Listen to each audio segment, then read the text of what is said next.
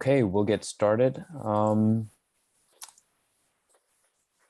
Cool. Can everybody see my screen? Maybe if a few of you can just give me a thumbs up.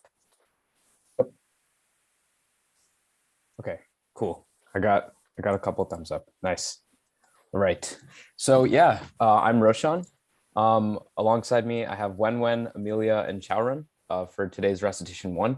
So basically what we'll be doing is there are 2 parts to this recitation. Part 1, which is going to be this PowerPoint kind of slide thing where we go through the theory because there was a lot of stuff we covered in lecture. So we'll just go through some of the basics, the key theory that we need.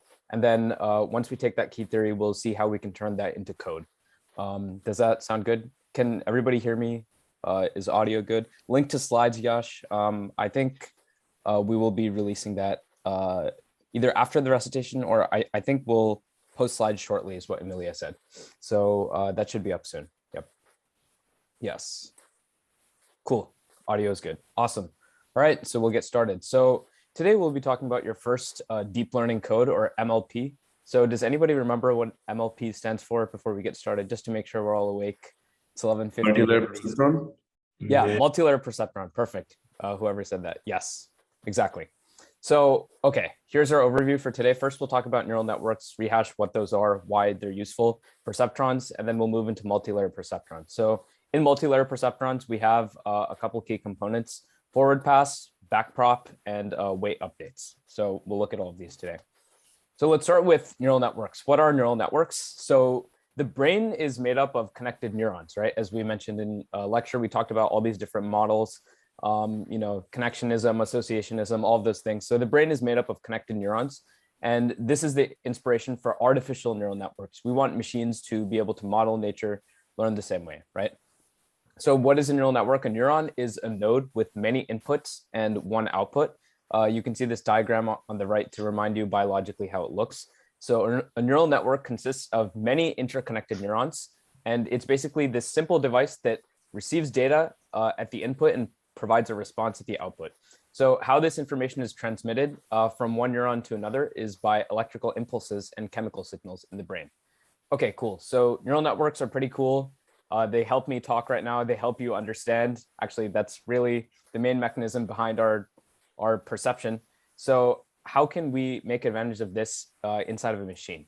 So introduce perceptrons, right? Perceptrons are a single layer neural network. So does anyone remember how we defined a layer, what we mean by a layer? What would a single layer neural network kind of look like before we continue? Does somebody want to unmute or throw it in chat? What do we mean by a single layer neural network? Same distance from the input? The same distance from the input, is that what you said? Yeah. In terms of number of connections from the input. Yes, that is correct. That is correct. The shortest path is equal to 1. Nodes at the same depth from the input layer. Correct. Cool. Okay. You're all paying attention. Good job. So the perceptron consists of 4 different parts, right? The input values, as we can see here, x1 all the way up to xn in this example. We have weights, right, which are connected to those inputs. Then we have a weighted sum of these inputs and the weights. So this is kind of how our perceptron's brain actually works behind the scenes. And then we have threshold or activation functions. So excuse me. Yes, go ahead. Yes, I have a question about the layer. Is it really the shortest path, not the longest path? I believe. Sorry, yes, I believe it should be the longest path. Yes, not the shortest path, right? Yeah, okay. From the beginning to the end. Yes, longest path equal to 1. Thanks for that catch. Cool. So 4 different parts, right? Input values, weights, weighted sums, and then threshold or activation functions. So the perceptron works using all of these 4 parts in the following steps, right? First, we have our inputs. We multiply it by these weights. And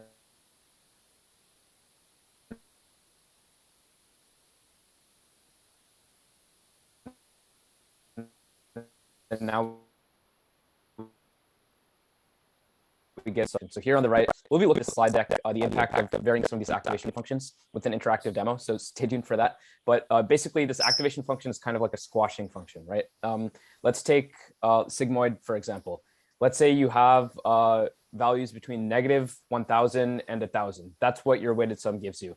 But maybe you need a probability. And we know that probabilities are between 0 and 1, right? So we want to kind of squash all of these values between 0 and 1 somehow And that's why we activate it. We use this activation function, also sometimes known as a squashing function because it looks like that. Cool. So a perceptron is usually used to classify the data into two main parts. And this, as we've seen, is called a linear binary classifier, right? So here's an example. On the left, we have some red points and we have some green points. And we can see this dotted line right kind of down the middle splits the red from the green. So it's a linear classifier. It's a straight line, as you can see. We can shift that line however we need to. At least the perceptron will do that. And it's going to split the two classes of points, red and green. Cool. So what's going on behind the scene here? We talked about weights and activation functions. What do these mean in context? What actually is the use of these for this linear binary classifier? So the weight shows the strength of a particular node for a perceptron in this linear binary classifier. So the higher magnitude, it's not just higher number, because we could have a really negative number. A higher magnitude of weights shows the strength of a particular node. And activation functions, like we just talked about, is kind of like a squashing function. It's used to map the input between the required values. So, okay, perceptrons are neat, but it kind of gets a little boring, right? We saw why in lecture why we might need MLPs or multi-layer perceptrons. So the question arises, what if we want to be able to distinguish between more classes, more than just two classes? We saw a linear binary classifier, but let's say we want 3 classes or 4 classes or all the way up to n classes for some n greater than 2, right? So the answer is pretty simple intuitively. We just introduce more perceptrons. So you can see each of these is just another perceptron, but we're kind of stacking them together. And we're also increasing the number of layers. So here we have 3 hidden layers. We'll talk about input, output, and hidden layers in just a slide. So we introduce more perceptrons here. And as we can see in the diagram on the right, now we can have 2 lines. We have 3 classes, right? N equals 3, and we want to separate 3 different classes, red, blue, and green. So we have 2 lines splitting these 3 different classes, which is represented by 3 hidden layers. So what's going on behind the scene in this MLP? We have an input layer, 3 hidden layers in purple, and then an output layer. So can somebody tell me what part of this we actually learned? There's a lot of components, right? Activation functions, input, output, weights, weighted sums, like a lot of terms going on. What part of this do we actually learn? The Weights and biases? Yes, exactly. I can't see your name, but yes, that is correct. Yes, weights and biases. Biases technically are just a type of weight. You could fold them into the weights. So that is correct.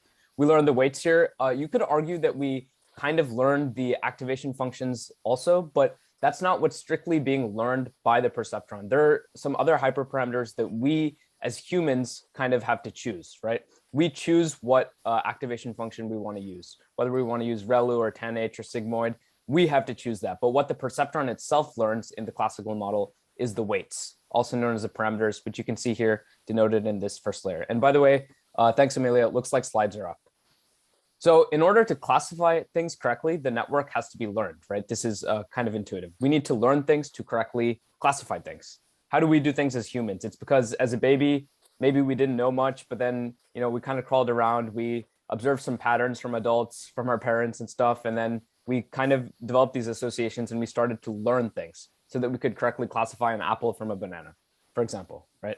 So what do we need to learn? We just talked about this, the parameters or the weights. So you can see here these interesting looking gray connections in between each of the layers are the parameters or the weights. So now how do we learn?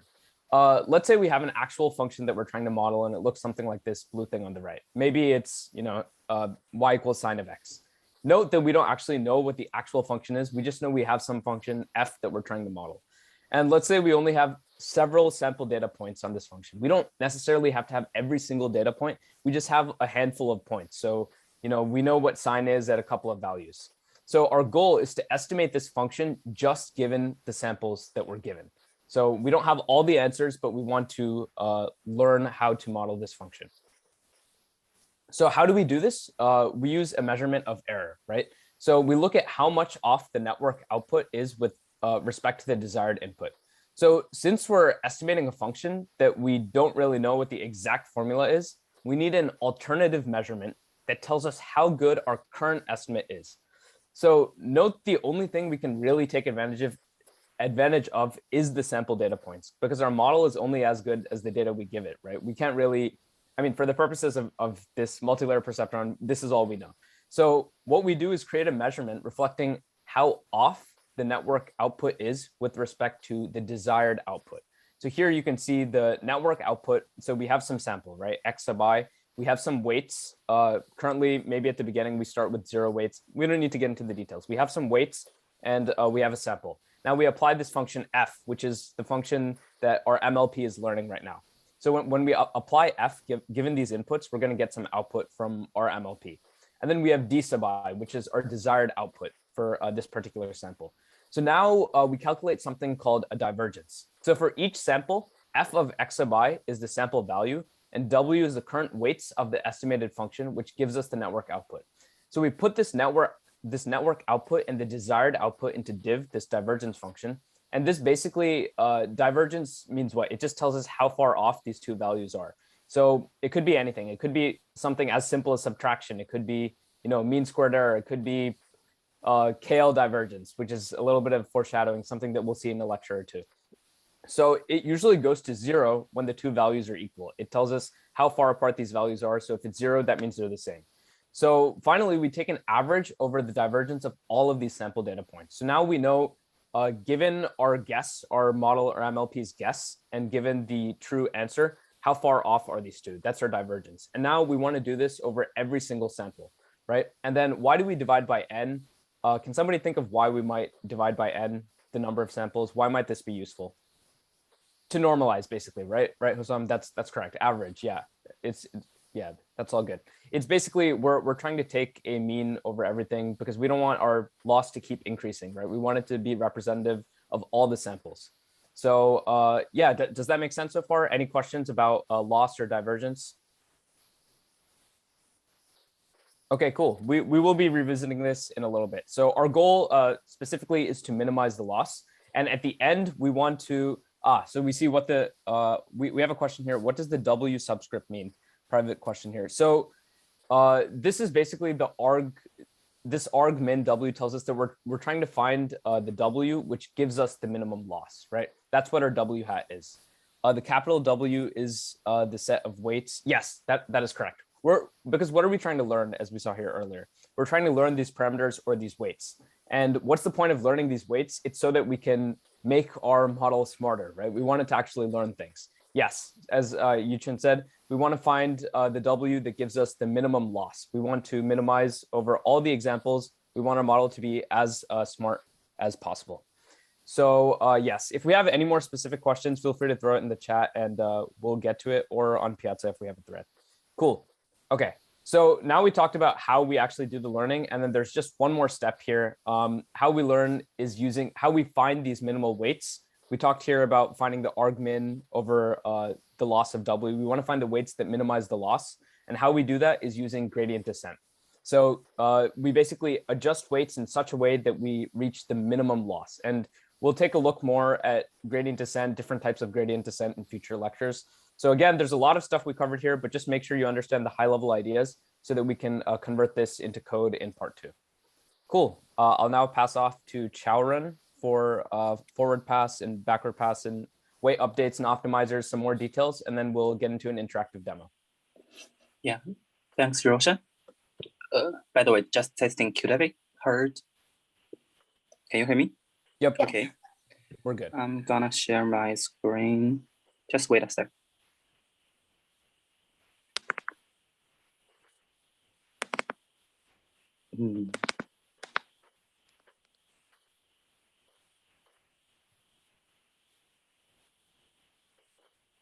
Yeah, can you see my screen?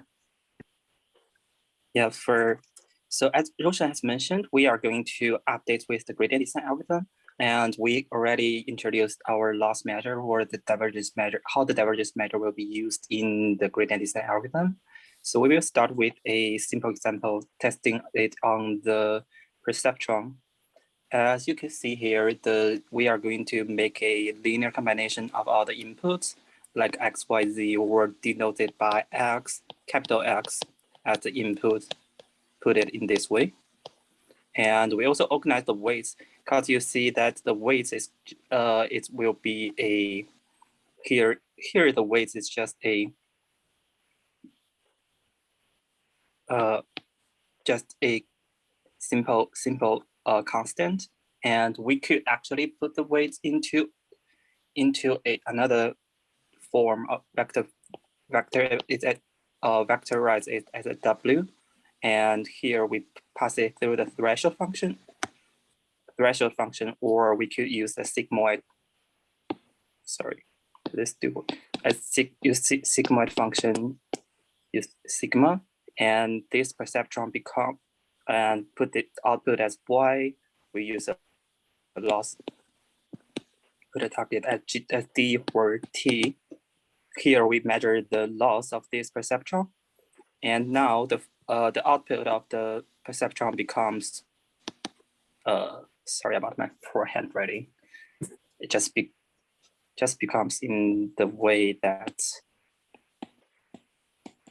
Well, we also have a bias here, and set the weight as 1 for simplicity. So this one will not be updated. So whole thing becomes in this way. Everything's good now. That is a forward pass of the perceptron. And after the forward pass, we are going to measure the loss function here, right? So assuming that we are currently having a L2 distance as the loss function, we could set the error or the loss function with sigma x. X is capital X. X is input. Theta or capital W. It's the weight of the perceptron. As the y minus d, y minus t. Yeah, maybe t is better. And time is by 1/2, just for simplicity of the calculation of the divergence of the derivative. That is the whole thing of the forward pass of the perceptron. Everything's okay. How's the chat? Explain the t one more time. The t is just the output or the target of this perceptron. For example, if you are having 0, Oh, sorry, so it's desired, right? Not time. Yeah, the desired output of the perceptron. Okay, great. With the set of input. We are having a training example as capital X1 and capital T1. Oh, sorry, just T1. In this case, we only have one output, so that this one will be just a number. This is a vector. And we are going to set it as I, and I equal to 1 to number of n, where n is the number of the training instances. Everything's good, right? Yes. And after that, we are going to have the backward pass. Excuse me. For backward pass, we are starting. What we need is the derivative for gradient descent algorithm. Yeah, for gradient descent algorithm, here we want everything of the. We want the partial derivatives of our loss function, which is the error. With the partial derivative of loss with respect to all the parameters, right? We are going to introduce that later. Just like currently our target is to calculate this one. So we are doing a small derivation here. For this loss function, firstly, we calculate its loss with respect to the output of the perceptron, which is easy, right? Here is just y minus t, right? Are there benefits to fixing the bias term in general? Should we also consider it as a parameter? Yeah, the bias term itself is a parameter, but the weight here for the bias term is a constant, just for simplicity of because like you are going to have the weight of the output as Wx plus bias, right? So you could either set it this one as trainable, or this one is trainable. You could put 1 here, and this is another bias term, right? Maybe we use this one is much more better. We just put this one as so in this way we could just write the y as sigma Wx. Does this sound better? What does the E between J theta X and I need to open this. The E between J theta X and 1/2 here mean, or is it sigma? The E here is just a example loss function, which we usually do for the classification tasks. Good. So Okay. are you just putting B inside W? Yeah, we could just put B inside W. Yeah, sorry Okay. for handwriting. Okay. So here becomes 1. Oh, sorry. So Here becomes sorry, W. it seems like B is kind of like the weight and the input is 1 and not the other way around. Yeah, we could do other way. Yeah, this is the way that put it much more similar. Yeah, sorry for that. So What is can I question? So what's the difference between W and theta here? between theta and what? Sorry. No, W and theta. It's just different notation. That's basically the same thing. Because for multi-layer perceptron, you will have multiple W, right? You could use a single W to denote W for the layer 1, W for layer 2, or you just use theta to denote all of them. Okay. Okay, so it's the same thing, right? Yeah, that's the same thing actually. And yeah, everything's said. We just continue. Theta is a And set of, J denotes the loss function. yeah, J denotes the loss function, or you use Okay. E, whatever. Oh, sorry. So we have the partial derivative of loss with respect to the output of the perceptron. Now we are going to move one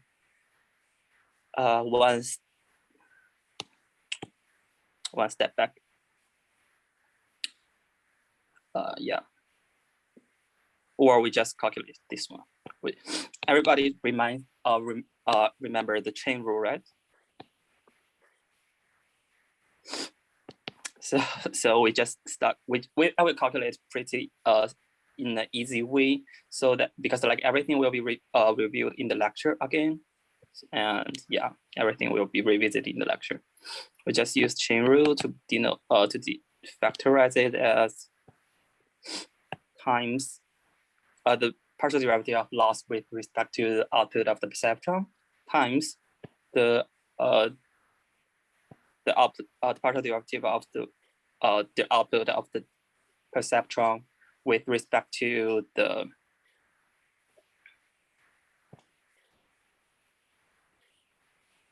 W.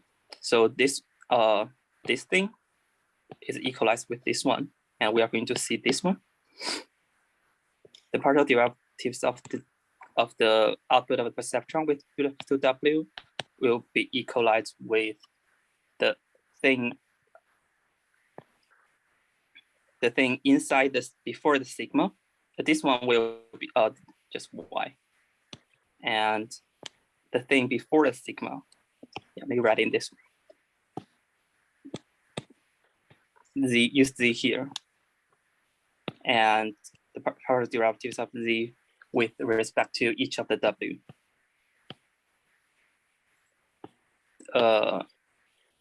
As has been covered in Recitation 0, I guess, this one, that is sigma Z with respect to Z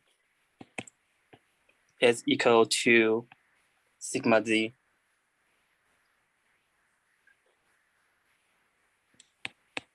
times with 1 minus sigma Z, right? And this one simply become X, right? Because This is only for sigmoid, right? Sorry?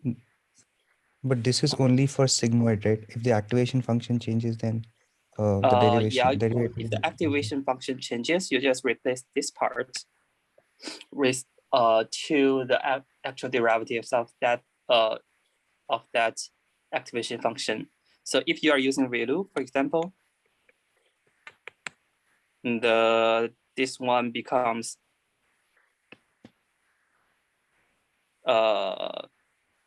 X greater or equal to 0, that is 1, X less than 0, or Z here, that is 0. Okay. everything's good with this perceptron. So May I after- ask that why are we doing the partial derivative of the loss function? Yeah, I just denoted the partial here because like most of the time, as example shows here, you may have multiple outputs, and yeah, in this case it's a little bit not accurate notation here, but you got what I'm saying, right? Robot, you got a question? Hi, how do we get the partial sigma z divided by sigma z, the formula here? So there's sigma z times 1 minus sigma z. How do we get the formula here? This is the derivatives of the sigmoid function, actually. Oh, okay. Yeah. Right. So how do we, yeah, that's just a mathematical thing. You can do it by yourself, actually. So you do the sigmoid equal to 1 divided by E1 plus or minus, I cannot remember, plus word. Yeah, plus or minus to E minus Z, right? And you just do this once, calculate its derivative. Okay. So everything is good here, right? And we move on to the forward pass for a MLP. Wait.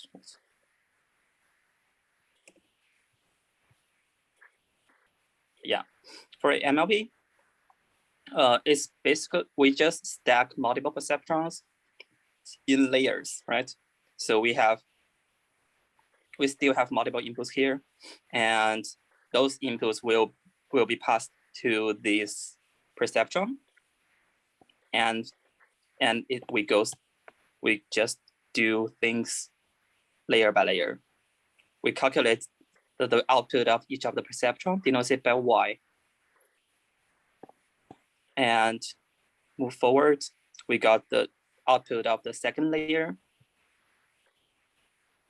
and then the output of the third layer. Pass it to the output nodes. The output node here is also a perceptron, and calculated by the error function. It's just the error function here is just E or J. Yeah, that's the forward path. Everything's good now, right? Aditya? Hi, would the depth over here be 3 or 4? Like, would we count the output layer when we're calculating the depth for this neural network? Do we need to consider the depth of the MLP when we are calculating the derivatives, right? We actually No. I just wanted to know, when we calculate depth, would we take into account the output layer? the depth. Yeah, we need to also consider the depth also includes the output layer, right? So here the depth is the depth, and there's another concepts. I think the depth here is 1, 2, 3, 4, 5. It's 5, right? Okay, so we're also going to be counting the error for the error layer. Of the error layer. The error layer is not the part of the perceptron. It is just a function, but it's not a part of the MLP. But the output layer is part of the MLP. Okay, I see. Thank you. Because you also have weights here. This weight is for the output layer. Right? Yeah. So I think everyone in the chat is asking how is it 5? I think everyone is saying it's 4. Yes, depth is 4. Sorry about Okay. that. The depth is 4. All right. Yeah, Thank sorry you so about much. that. Yeah, the longest path from the input to output. So if you also have these things, like shortcuts, that will still be 4. Everything's good now. So for the back pass, we just calculate every gradient with the longest path number of edges to the output nodes. Yeah, this one won't this one won't be considered, right? So we are going to calculate for back propagation. We are going to calculate the partial derivatives of the loss with respect to each of the weights using the chain rule. So first, we are going to have the partial derivatives of the error with respect to the weights here. This weights normally it's not part of this perceptron. This is just like how you are going to those outputs of different inputs here, of different outputs of the MLP. So for example, if you are having multiple outputs of the perceptron and you only have one dimensional which is the class of the input instance, you will have you may need have weights here. You could set the weights as just, you could also you could set these weights as a trainable, or just set it as a constant. And after that, you are going we are going to have the derivatives of the error with respect to the output, which is just the error with respect to,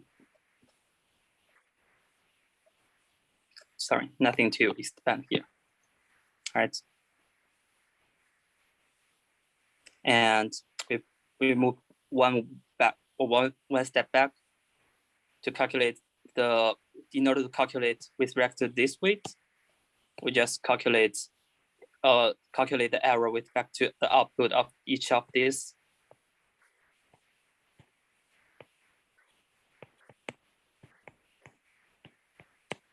And these outputs could give us we could also calculate this, which is the output of the perceptron with respect to its weight. That is that is just a that is just follow the thing that we did for the perceptron, right? Hey, Chaoran, just to jump in really quick, could you make your screen a little bit bigger? I think some students are having a little bit of difficulty. A little bit faster? A little bigger. A little bit bigger? Yeah. Cool, thanks. Okay.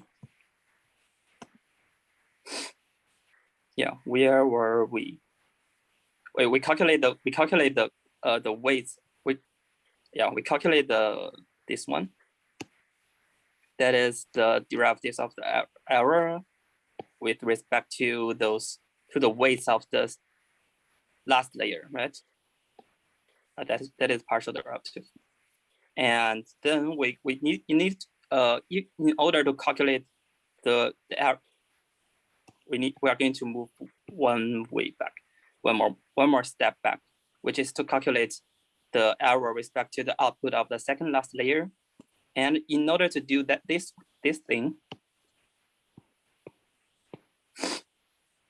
for example, we just calculate with respect to this output. Remember the way of the chain rule. So that is, if we have the outputs here, and you are going to calculate the derivative of this output with respect to the output of this node, you need to make the summation of these two parts, right? So in order to calculate the output with respect to this here, the output of these nodes, you need to make the summation of this line, and this line. Everything's good now? That is how to calculate this one. Okay. So the error will only revise the, or not, oh, sorry. So the error will add this out. Yeah, everything's good now, right? And we just, after this, with respect to this one, after we calculate the error, the derivative of the error with respect to the output of here, we just move one step back and iterate the steps we did previously for perceptron. We could also calculate with respect to each of the weights, and we also sum up those partial derivatives here for each of these things for the output of this one, and move all the way back through. That's all for for the back propagation and forward pass of the MLP. Everything, if you have not fully understand these materials, those things will be covered, will be also be revisited in the lecture again later. So that is fine. Okay. Any question? What does that mean? Error will propagate back because of chain rule. No, we are using chain rule to back propagate those errors. So the chain rule is the like the property of the mathematics we are rely on for the back propagation. And the back propagation is a way to calculate the derivatives of the error with reference to each of the weights, which will be used in the gradient descent algorithm. That's the relationship of these three concepts. Can you show a solid, simple example? I guess we have limited time here, so because like also the engineering part will be also covered in this presentation, but like those examples will also be shown in the lecture.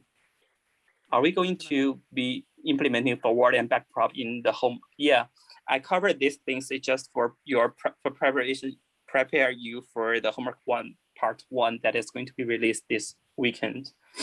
So yeah. Quick question. Yeah, sure. From the graphic that you showed. Sorry, could you make your mic a little bit louder? I cannot hear you. How about now? Yeah, that is better. Okay, so from the graphic that you showed, it seems like we are propagating this one, precisely this one. It seems like the error is jumping from the output layer and we are putting, like we're attributing some like layers that are not really in contact or in direct contact with the output layer. Sometime when I was reading, I found about something called diminishing gradients or something like that. I was wondering if we are pushing directly or attributing directly from the output layer into hidden layers.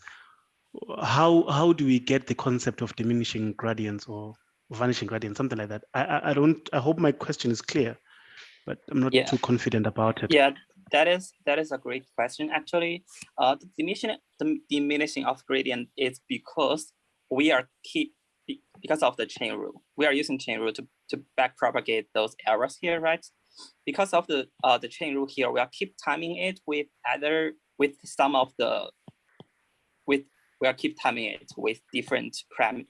different numbers here, right? So consider you are having a very deep neural network and a very deep MLP, for example, and you are having, and if for some of the instance, these numbers are all less than 1 and greater than 0, the number will become very, very small for those layers in the, like for example, just input layer. And those input layers weights will not be able to be updated. That is a problem of diminishing of gradient. And what you are saying, I'm guessing you are saying that if we add one more shortcut for this one, is that correct? If I understand correctly, right? Yeah, something of that sort. Yeah, that will also affect the forward pass. But like you could see some of the similar things that is done for the convolution neural network, which will be covered later in the lecture, that we are actually, some of the people actually done this by doing a shortcut here. That is for ResNet, we are having, I guess, this 2, or just put it 1 here for simplicity. And we are actually doing a shortcut, and this is the plus. And everything's learned here is the residual of, that is the difference between these two and this output and this input instead of the actual mapping of the function. Yeah, that is something we cover later. But like that's some way to solve to kind of reduce the effect of the diminishing of gradients. That sounds good. Could you explain the parameters? Like what was the difference between JKL? Does this refer to different activation functions? Refers to different. Sorry, could you repeat the question again? Does JKL refers to different activation functions? JKL. Yeah, like Where you take the Going to chain. different layers because you can see the YJ and YK denote, like, for example, the first hidden neurons and the second hidden neurons. So WIJ namely is the weights that connecting from the input I to the neurons J, and so forth for WJK. Just to quickly interrupt, because we got a lot of materials to cover, so we may need to cut short of some questions that we have to answering, and we will answer them by either through the Zoom chat or in Piazza, or we can stay a little bit later after this recitation, but we probably need to move forward because we got a second part to cover as well. And that is very important for your part too. Yeah, thanks, Amelia. Yeah, maybe we just cover the rest part of the part one here. So yeah, the way for the gradient descent to update your parameter is just using the learning rate times the gradient we just calculated here. Right, learning rate is the hyperparameter that is to be adjusted by you. And the way how to set the learning rate is going to be an art, which is sometimes difficult to choose, but like most of the time you could just see the learning curves and to choose the learning rate. I think those parts will also be covered in the part 2 of this recitation. So if your learning rate is too small, is too great, inside this, inside here, your function, your learning curve will actually divergent, and you are not going to get the best point here. And for a proper learning rate, you will see some curves, learning curves like this one, which is what we desire. Also, because like we are operating in a high dimensional space, we are doing those operations in a high dimensional space. So we keep like some of the time, if this is your target, your learning might move like that. That is for SGD. SGD is not covered. Like, yeah. So like for gradient descent, the counterpoint for the gradient descent is because like we are going to update for one time for the whole training data set, and normally your training data will be very large. In that case, your training will be very slow. But like for SGD, the stochastic gradient descent, you are going to update for each of the training instance. Like just put this one as the previously, that is J theta X, which where X denotes all the training instance. And for SGD, that one just simply become theta and Xi, where I could take the number 1 to n and use the same formula here to update the weights. That in that case, your training will not always follow that direction, but it might may fluctuate actually, and hopefully that is the true direction here. In order to counter this fluctuation, we might consider the first moment for the momentum optimizer, which here we just accumulate those gradients and use that as the thing that we use to update our weights. Is that good? And for like, yeah, for Adagrat, it is just also considering the powers, like to calculate those gradients in the power of 2, also accumulate that as a way to normalize our gradients. For this R, for previous steps, because you can consider R is pretty small because this accumulating is pretty slow. If R is small, you are going to make the G larger, and that is what we desire, because for previous steps of the updating, we want to update much more faster. And for later step, after accumulating R, it is actually making the G smaller for making a better updates. And for Atom, that is the thing that's going to be covered in your homework 1, part 1. We are not only considering the accumulating of the first derivatives, but also considering the second derivatives of the gradients, which is just a updates here. and also normalize the first derivative and the second derivatives. Use the normalized version of the second derivatives in the similar way in the AdaGrad. Yeah, that's basically everything. Roshan, could you do a demo for the visualization and this? Actually, we moved the demo to the end of recitation so that we have enough time to at least cover the second part. Yes. Yeah. So I'll just take 10 Oh. seconds to quickly talk about what we'll cover at the end of recitation. So I'll just share my screen really quickly. So there's this cool thing called TF Playground, TensorFlow Playground.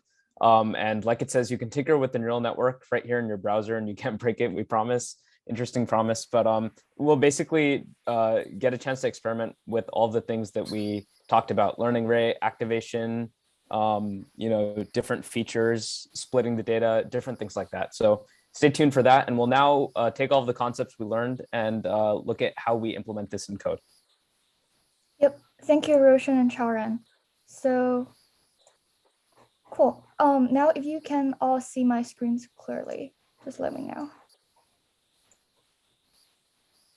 Yes. All right, perfect. Thank you. So cool. So after reviewing the conceptual materials, we will now dive into the implementations. And this next session will focus on how to implement and train your network in code using PyTorch. So the first thing that we will cover today is that we will be using PyTorch tensors. So PyTorch is the primary deep learning library in this class. And one of the most fundamental concepts in PyTorch is the data structure tensors. So here, I put up some example codes, and you can probably see in the first code block here, the PyTorch tensors act very similar to NumPy and the arrays. And a torch.tensor, you can think of it simply as a multi-dimensional matrix containing elements of a single data type. So in this sense, they're very similar to NumPy arrays, and you can actually easily convert between the two. So there are a few ways that you can perform this conversion, and there are some subtle differences. I want to quickly point out two ways that you can convert from NumPy arrays to torch tensors. The first is something called torch.tensor, and the other one is called torch.from_NumPy. So torch.tensor, you can think of it essentially as making a deep copy that namely construct a tensor from the data contained in the array. The code text is very blurry. Sorry to interrupt you. Can't see it very clearly. I'm sorry, can you repeat that? Can you see the code text is very blurry. Context is very blurry. Oh, okay. Let me. Can you zoom in? Oh, would this be better? Yeah, that's better. Thank you. Okay, perfect. Yeah, thanks for letting me know. That's very important. So I was just saying that torch.tensor and torch.from_NumPy are two ways that you can construct torch tensors from NumPy arrays. You can think of torch.tensor as essentially a deep copy and torch.from_NumPy as a shallow copy, and that the torch tensor that you will create actually shares the same memory as the NumPy array. And therefore, any modification done to the NumPy arrays will be reflected on the tensor and vice versa. However, torch.from_NumPy would therefore be much more memory efficient. So that is one bonus related to that. Cool. And the last thing that I wanted to point out is the last bit here, which is that the default type for torch tensor and NumPy array is different. So default torch is float, whereas default NumPy is double. And so whenever I usually create tensors, I usually just specify the shapes, specify the types up front so that I won't get confused later. Cool. So that is all some basic concept related to torch tensors. And if you have any questions, post them in the chat or raise your hand. Cool. So the next thing that we will cover is CPU and GPU operations. So why do we use PyTorch tensor then if they are so similar to NumPy array? The answer is that you can perform operations on the GPU as opposed to the CPU. And the GPU is highly optimized for performing tensor and matrix operations. So I include a small example here. So as you can see, we are trying to multiply two 10,000 by 10,000 matrices, and the time taken on CPU to do that is around 20 seconds. However, the same operations after you move the tensors from CPU to GPU takes about 0.06 seconds. However, the time it takes to move a CPU tensor to GPU actually takes 9.16 seconds. But overall, we can still see that the GPU operations work much faster than CPU. So the lesson to take home from here is that you would generally do all your model training and computations on the GPU instead of the CPU. And in order to perform GPU tensor operations, you need to first move the tensor from the CPU to GPU. And there are two commands that you can do that, namely that a.toCUDA or just a.CUDA. Both of them are equivalent. The other thing to note is that operations require all the components to be on the same device. For example, you cannot do operations between CPU and GPU tensors. So here is cool. Here is an example of what you will get if you try to do that. So here I initialized two tensors, both of them on CPU, and I move one of them to GPU. And you can see that when we are trying to do the operations, it did not throw an error. However, when we are trying to access that, we have this runtime error of failing to so like basically synchronize things, basically that you just cannot do this, and the machine will yell at you basically if you try to do that. So just what's something that you need to be mindful of. So each tensor that we are working with, we'll have to do .toCUDA for each tensor. That's a good question. So if you create your tensors like this without specifying the device, this device is an optional argument that you can pass into torch.tensor or torch.run here. If you don't include that device, it will be created on CPU, and you have to do the moving from CPU to GPU in order to do that. The other way is to, what I'm trying to ask is like, is there a command to convert transfer multiple tensors in one line, or like we have to do it everything in separately, like for all tensors separately? I see. I do not know out of the top of my head like a command to convert all of the parameters. I usually just do them one by one, but there are usually not a lot of them. So it's just one or two lines of code at max. I have a quick question. Sure, go ahead. Is it able to just add .CUDA just right after the torch.random? Yeah, I think that should be legal. You can probably try that. Yeah. Okay. All right. Sweet. Is there any command line to initialize the platform to be moving exclusively on CUDA or something like that? So like we specify that we're working in GPU from the beginning, so we don't have to move everything. Oh, yeah. So CUDA will automatically detect if you have GPU or not. We will cover that later. So if you have GPU, you can definitely specify that. And right, like thanks. basically PyTorch will automatically detect it for you. Cool. All right. I have another question. How does this work in the data loader? Should I make the tensors? Sorry to interrupt. We will cover the data loader in a later slide, so you can hold on your questions to that. Yeah, sure. Yeah, we're just a little bit short on time, so apologies for not being able to answer all the questions synchronously.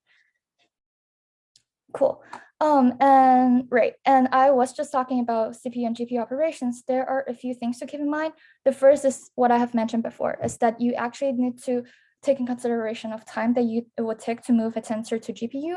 And the second is time taken for an operations. Like generally, the second part will be very fast on GPU, and therefore you should do all your model computation on the GPU. The second thing is that GPU memory is quite limited and quite expensive, as you may know, if you're playing around with AWS. So once you run into this error, CUDA out of memory, there are two things that you can do. Either you can reduce the batch size. We will talk specifically about what this means later. Basically, it allows your model to play with little data and to, less data than the entire data set, and to save on the GPU memory for it to run of the model. The second thing is that you can check if there are any dangling unused tensors left on the GPU. So this is usually handy when you're in a training loop. So after you're done processing one forward and backward pass of one batch, after you're done with that, you can delete any dangling unused tensors because you already finished the computation, and you can call torch.CUDA the empty cache to clear the memory. And then you know that going into the next loop, you should have like more memory that's not consumed by dangling unused tensors. So that's that. Cool. All right. So now I will take on a short detour and talk about debugging. So sorry, I see a question. Oh yes, there is garbage collector. It's just that they are sort of finicky. And actually, if you actually call torch.CUDA the empty cache, this does not reliably free memory. Rarely, some of the time, that it may actually not do the right thing. So if you're on Colab, you should kind of restart your running time and just do that again. We will discuss that later as well. No, empty cache won't delete the network parameters. Cool. So, the del compulsory, like del is basically just a syntax in Python that you can use it to delete variable names that you no longer need.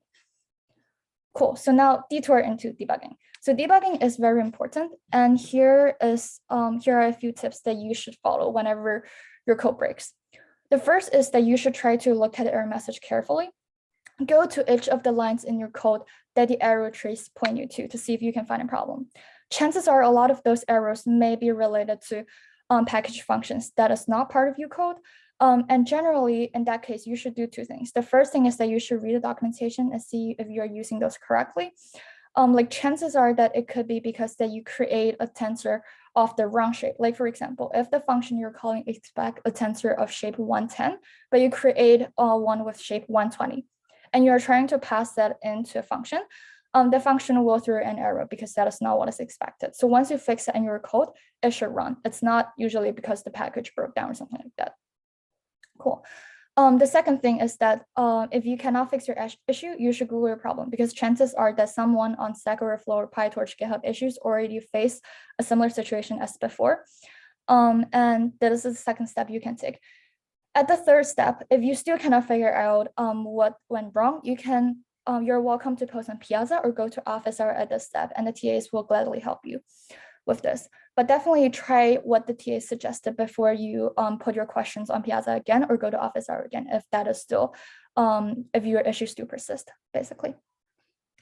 Cool, sweet. Yeah, next I will talk quickly about some CPU and GPU operation specific debugging issue.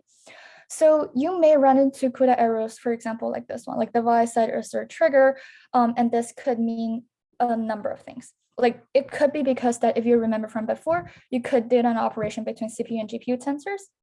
The second situation is that GPU operations between tensors of unexpected shape may also throw this error, or your types were wrong in some weird way. Generally, what I like the take-home message from this slide is that if you encounter this error, it usually means that it could be because your operations between the tensors, either the shape is wrong or the type is wrong, or they're just not on the same device. Okay, sweet. And cool. Okay, and yeah, and so as I mentioned before, the traceback may not actually show you the actual error, and this is because the GPU operations are highly parallelized. This has the advantage of fasten your computation, but this has the downside of difficult to debug. So one thing that we will suggest you to do is try to run things sequentially on the GPU so that you get a more helpful traceback. And you can do that by setting the following environment variable to be 1 after running the entire thing again. And this will force CUDA to do things sequentially. And this will give you more helpful feedbacks. Once you resolve that bug, you can try to turn this back to CUDA launch blocking equals to 0. So then your code will run in a parallelized manner so that your code doesn't take like say 1 million years to run. Hey, cool. Emilio? Yes. What's a traceback? Oh, the traceback means that basically the error message. So one example for that would be, if you remember this error message that we saw here, the traceback is essentially what the interpreter tells you about. Oh, I see. Wrong. Got it. Yeah. Got it. Thanks. Yeah. Yep. Perfect. Cool. Okay. All right. So, alrighty then. Yeah, I think the next thing that we will cover is Colab. Exactly. Cool. So Colab is great, it's free, and it does not require you to do a ton of setup. You can literally just use the Kaggle API to interact with Kaggle to download data and do all of your model computation on Colab without needing to set up like limit requests, for example, through AWS. However, there are some downside to it. Colab's connection is not always very stable. And if you pay like say $10 to get the Colab Pro, it will become more stable than the free version. So personally, I think I would recommend to go with Colab Pro if you decide to stick with Colab. There's the Colab Pro Plus, which is $50 a month. I think that is a little bit too expensive. But yeah, different people have different opinions. So basically, Colab will give you a few like certain headaches if you're not careful with that. Whenever, like for example, whenever you get a device set assert, you probably need to restart the runtime instance and run your computation from the start.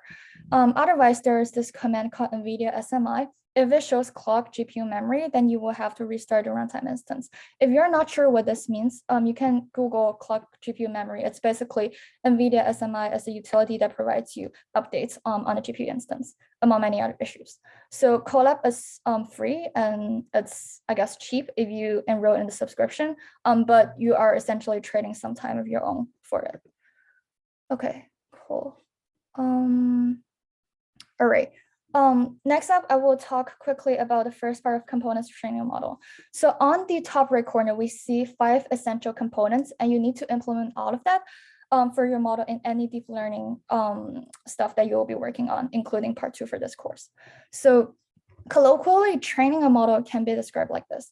We will get a bunch of data, and there are usually pairs of questions and answers. And this is formulated in a supervised learning sense. If that term makes no sense to you, don't worry about it. It essentially means that the model have access to the ground truth answers to those questions. And we can label each question as the variable x and answer as y. So we will run x through the model to get the model's answer y hat. One quick example for this is that x can be an image of an animal, and say that we are trying to differentiate whether the image is a cat or a dog. Y here could be an image of a cat. And if we let the model see the image of an animal and the model answer, no, it's a dog, then y hat would be dog. So then we will have a teacher that gives the model a grade depending on how wrong the model's answer is compared to the true answer y. In this sense, the model will give the teacher will give the model a grade depends on how far off a dog is compared to the true answer, a cat. And this is related to the loss function that we talk about by Chaoran. And then based on this grade, we're trying to figure out whose fault the error is. And then we will fix this fault so the model can do better next time. So all 5 of these are very colloquial, and we will dive deep into each single one of the components to see how we can implement them in code. Okay, so now we will start talking about the first component, data. So PyTorch, thankfully, has provided us 2 important classes that we can use to deal with data. The first one is called dataset, and the second one is data loader. I believe that you have some experiences playing around with dataset in homework 0. So essentially, dataset class is used to preprocess your data and load single pairs x and y.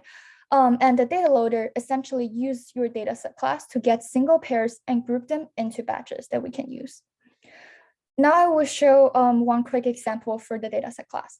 So every dataset class, you need to implement init function, length function, and getItem function. And we will discuss each of them in a little bit more details. So init essentially allows you to load into the data onto the class. And you can also do some preprocessing in the init class, in the init function, so you can access it later by the getItem function. The length function essentially does what its name do. It's essentially just return the length of the data set so that the PyTorch will have an idea of how many XY pairs you have in your data set. The getItem function is an important one. After using len to figure out how many samples there are, PyTorch will use getItem to ask for a specific sample.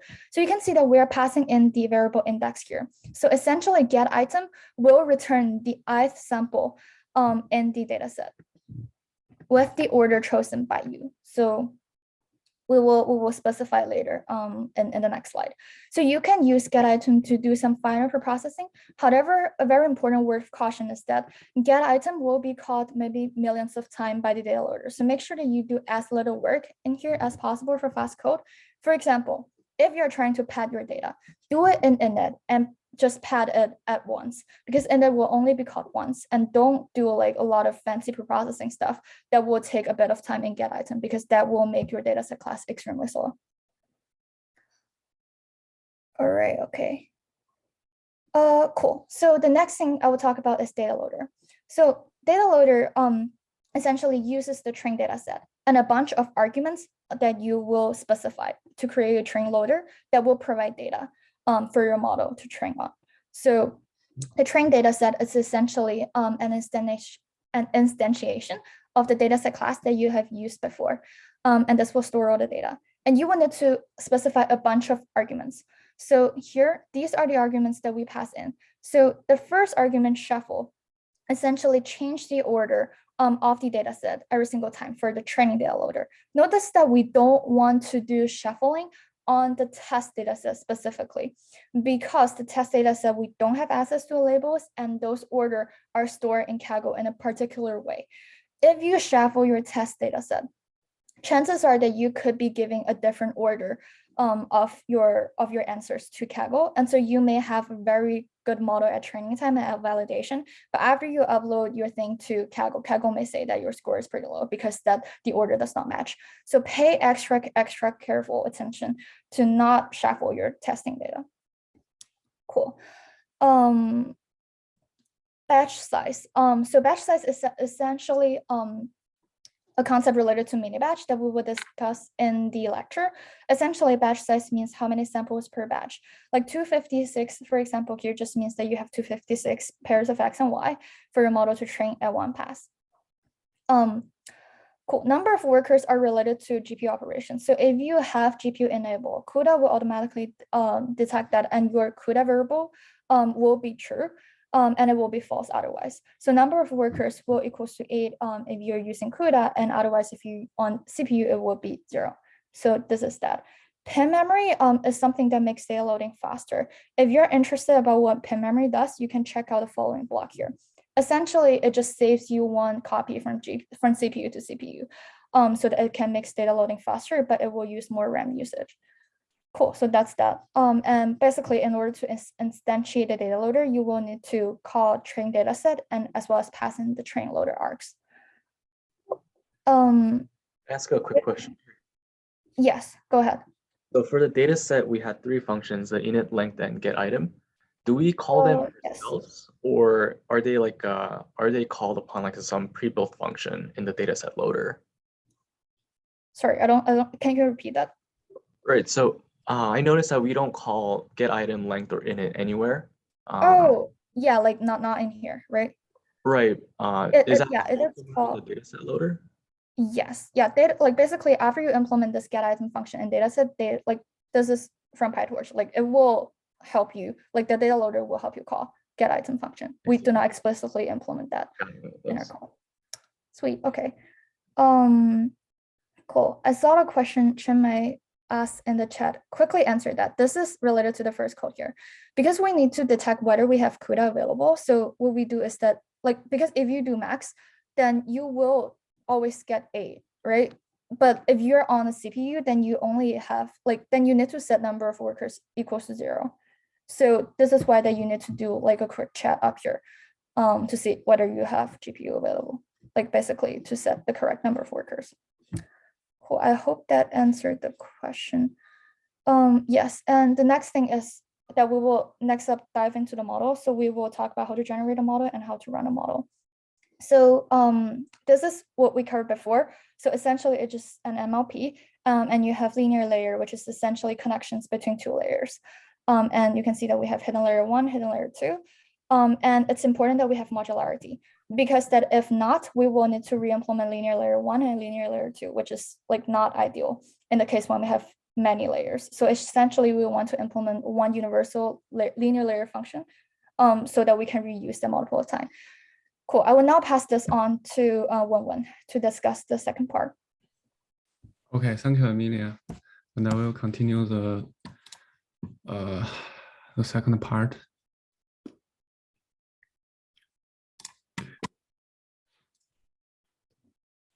Okay, I will continue to talk about training a model. Let's get into the code. Let's get into coding a model in PyTorch. Network in PyTorch are generally classes that are based on n.module class. In another word, if you want to create your own class, your class should inherit from this n.module. Similar to the dataset, PyTorch wants you to implement the init and the forward methods.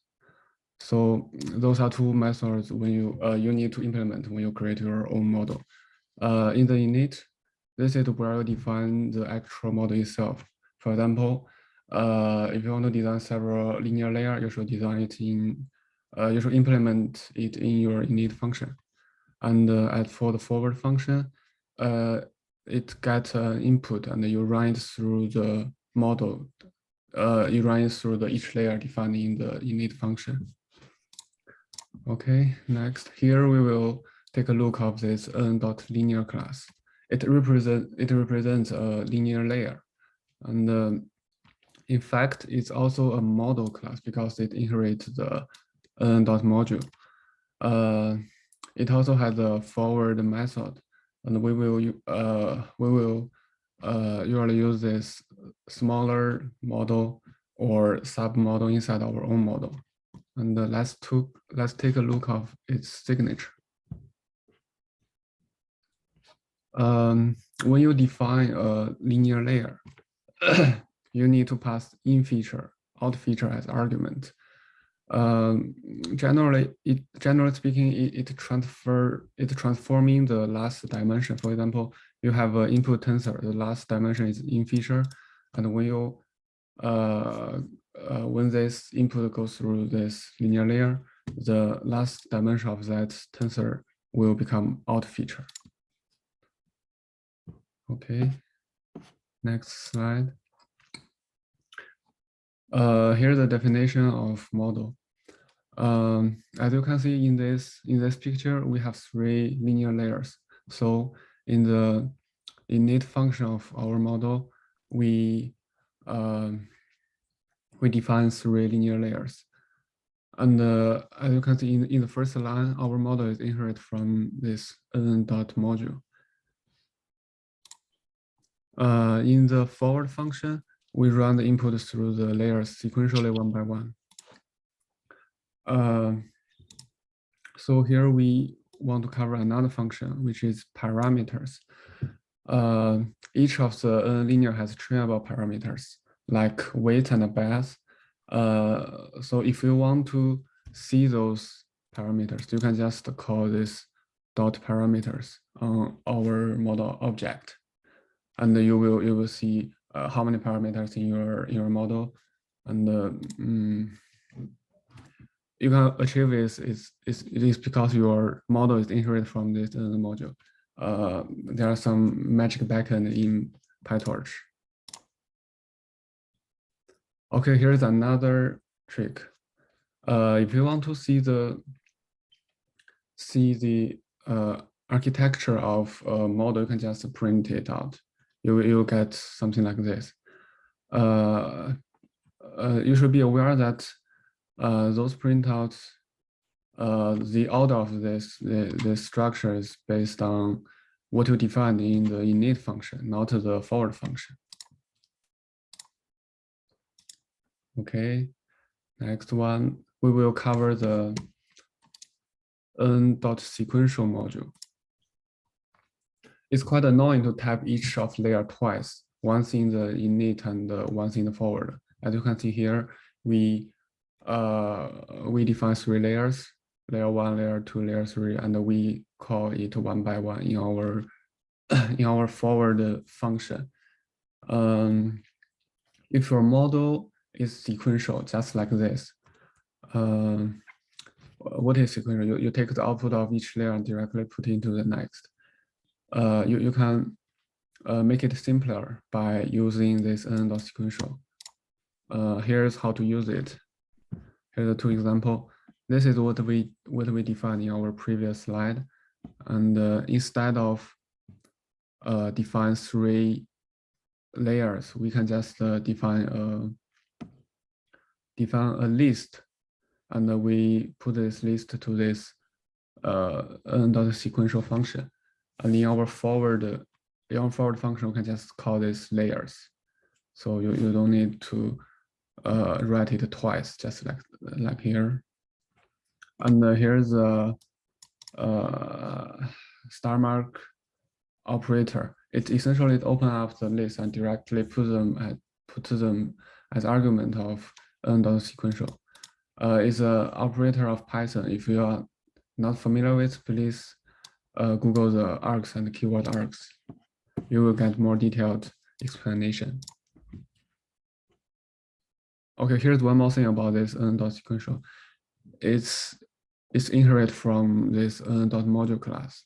So if your model is sequential, you may not need to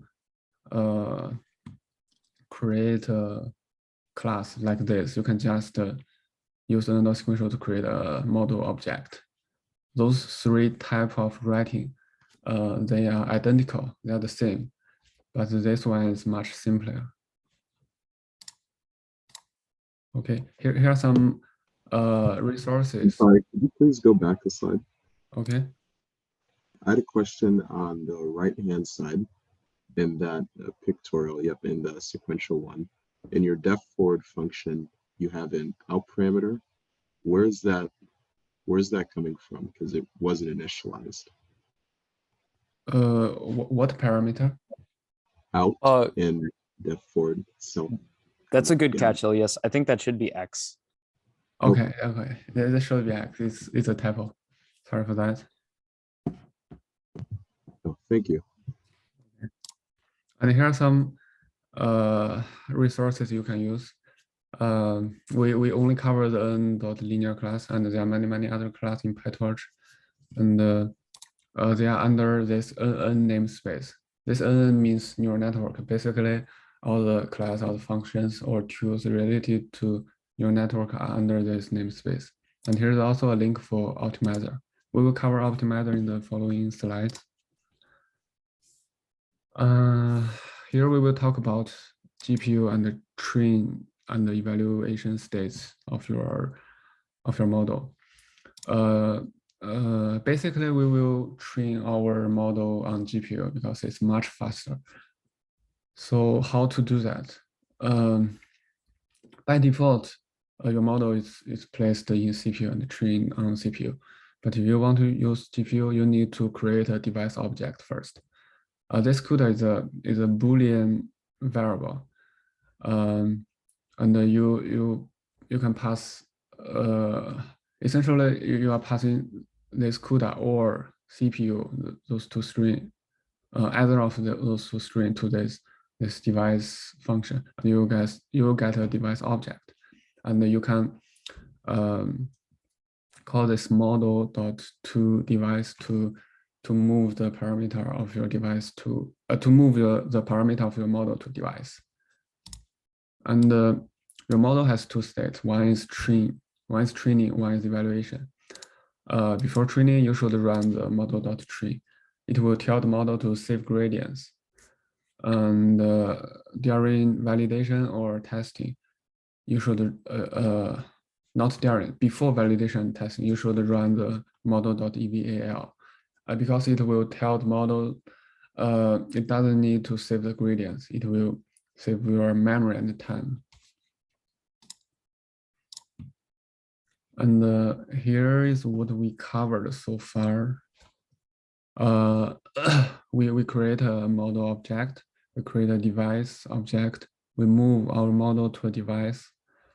And we define an epoch. Epoch are numbers of time we run through the entire data set. And in each epoch, we run through the train loader. And this X and Y are batched. Here's another new thing.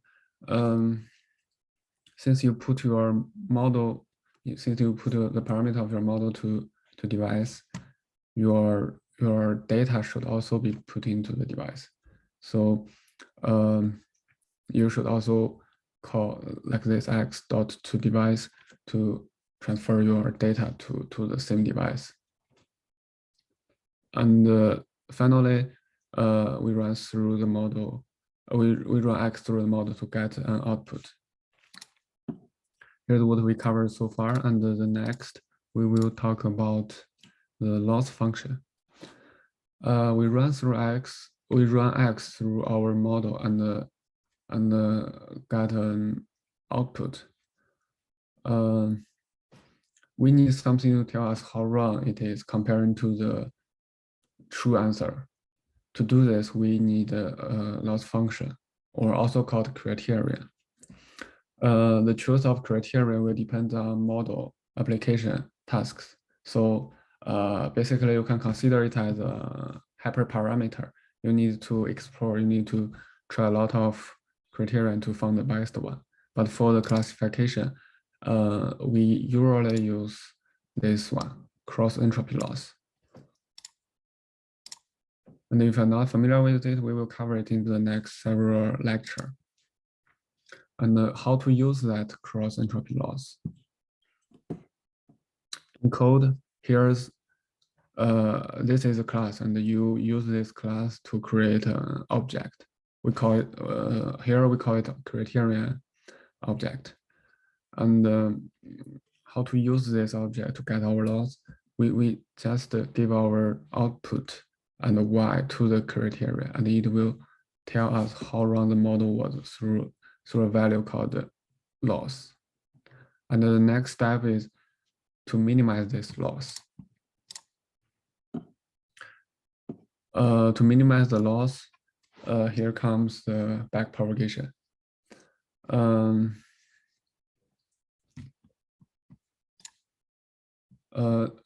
Chaoran just explained, so maybe I will skip it because we are running short of time. In the code, if you want to compute the backpropagation, you just call this loss.backward. It will compute the gradient with respect to the loss. And remember this model.tree.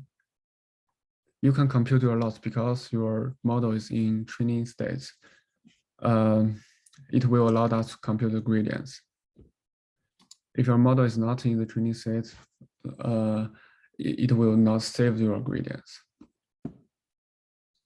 So compute gradients in PyTorch is quite simple.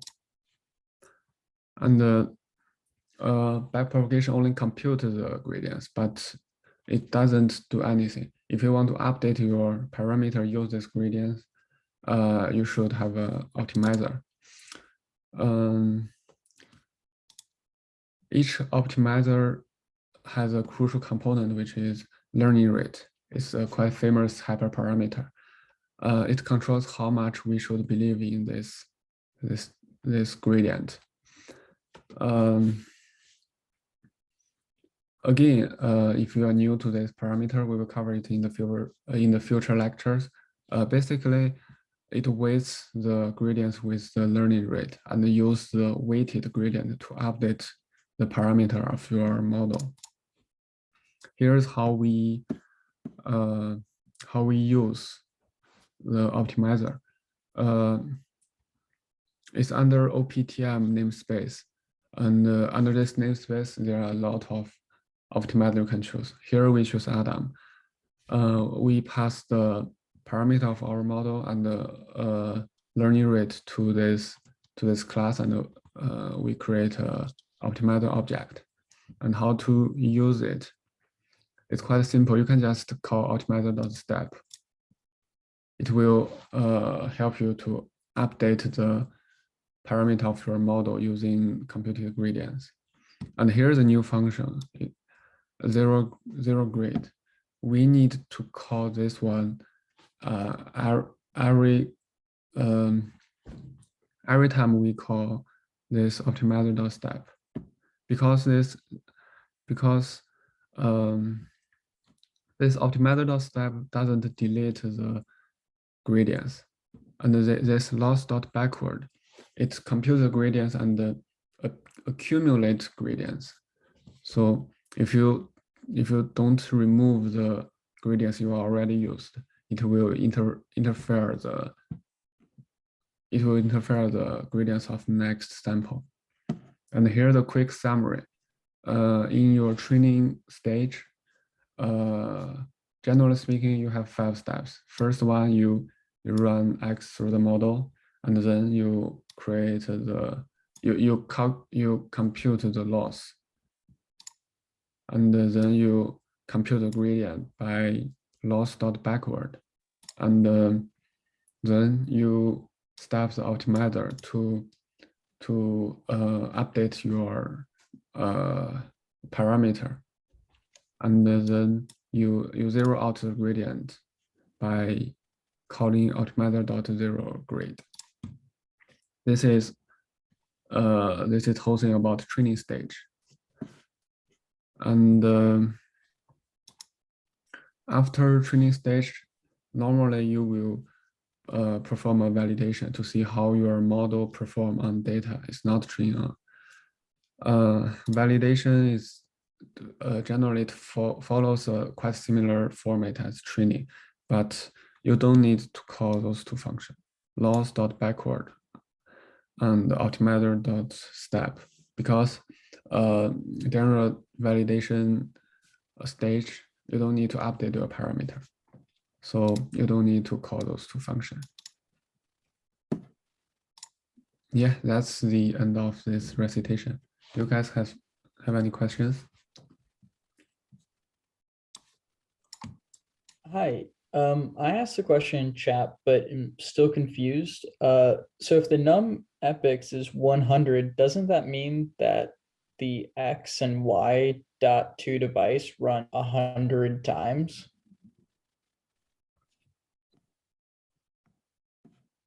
You mean this x, y, you mean this loop? Correct. That loop will run 100 times. Yeah. In this case, it will run 100 times, but there's a thing, there's a scheduler in PyTorch you will use in your future homework. You can set a scheduler, and that scheduler will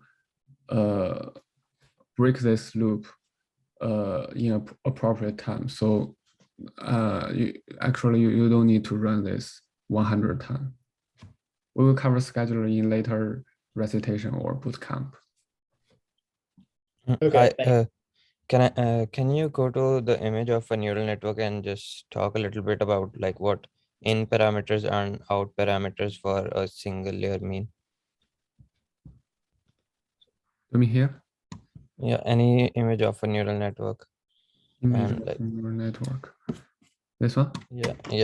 What does in parameter and out parameter for a particular layer exactly mean? In parameter, out parameter. Okay. For example, let's take this linear layer 1 as an example. We're not considering batch, so the input of this layer, the dimension of input of this layer is 3. Right. And the dimension of next layer is 4. So when you create your first layer, the in feature should be 3, the out feature should be 4. Am I clear? Okay. So layer 1 is basically your input layer. Layer 1 is your input layer, so it's getting 3 inputs and it's giving whatever it's outputting, it's giving it to the hidden layer, which has 4 neurons, so it has to give out 4 outputs. Is that what you mean? Yeah. Okay, thanks. Hi, can you talk about zero grad a little bit more? I think I missed that part. Okay. Zero grad. Okay.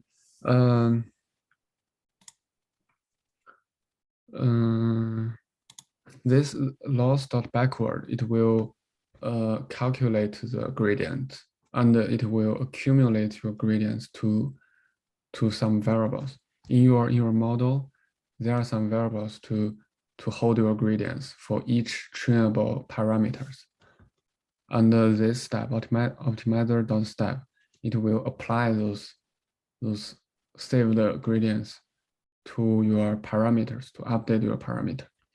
But this step will not delete the gradients it just used. So you need to manually zero out those gradients. Otherwise, it will interfere your next step, next loop. So it's like initializing the gradient for every step for each parameter. Yeah, for each trainable parameter in your model. Okay. Thank you. I have a question on the same slide. I just want to know that what happens structure-wise when we use model or train. Model or train is, as you mentioned, is used to tell that we're training the model here, right? So what happens in the structure of the model? Like, why do we need to mention it? Can you repeat that again? My question is, we use model or train to tell the interpreter compiler that we are going to train the model in the coming lines of the code, right? Yeah, So my yeah. question is that what happens when we use model or train? Like, do some variables get initialized? Like, why is it necessary to use model or train? Okay. Because you have this two step, loss dot backward and optimizer dot step. Like I just said, in your model, it has some variable to hold your gradients. And those variables are usable only if your model is in a training stage. So if your model in a training stage, you call this loss or backward, your model will save the gradients. If I'm not in a training stage, it won't save gradients. And it will not be able to update the parameter. Okay.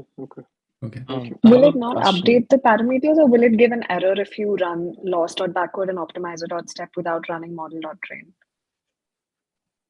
I have a question. When you output the is equals to model X, like what's the default like weight for that model? Like what's the initial weight for each features? X. Default weight of this model, this one? Yes. It's because 0. we only set up the model to be sequential and like in linear, right? I'm not sure, but I think it should be random. I will check it later. So that weight will be optimized by using our optimizer, right? Yeah. Okay.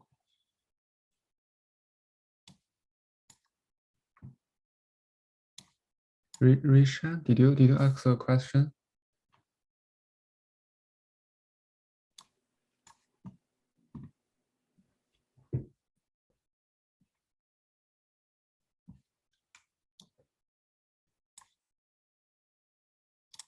Okay, if there's no more question.